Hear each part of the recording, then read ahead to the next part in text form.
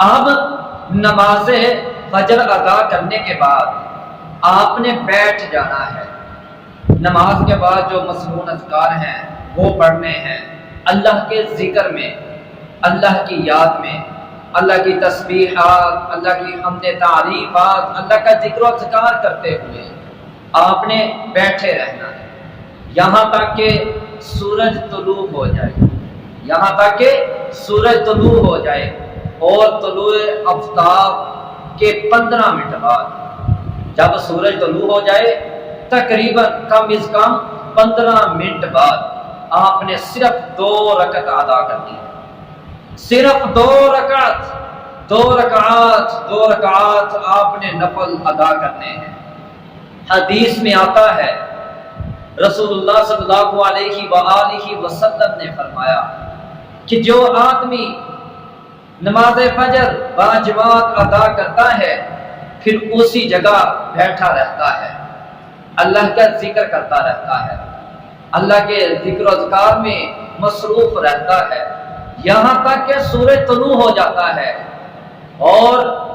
پھر وہ آدمی جب سورج طلوع ہو جاتا ہے اس کے بعد 2 رکعت ادا کرتا ہے، 2 رکعت ادا کرتا ہے، اس آدمی کو اللہ کتنا اجر و ثواب عطا فرماتے ہیں۔ فرمایا کہ ایک حج اور عمرے کا پورا مکمل تام ایک حج اور عمرے کا مکمل کامل ثواب ملتا ہے۔ اتنا ثواب ہے، اتنا اجر ہے۔ انشاءاللہ ہم نے اس عمل پر بھی یہ جو 5واں نفل نماز ادا کرنے کا طریقہ ہے ہم نے انشاءاللہ اس پر بھی عمل کرنا ہے انشاءاللہ۔ یعنی کہ جو آدمی نماز فجر ادا کرنے کے بعد بیٹھ جاتا ہے،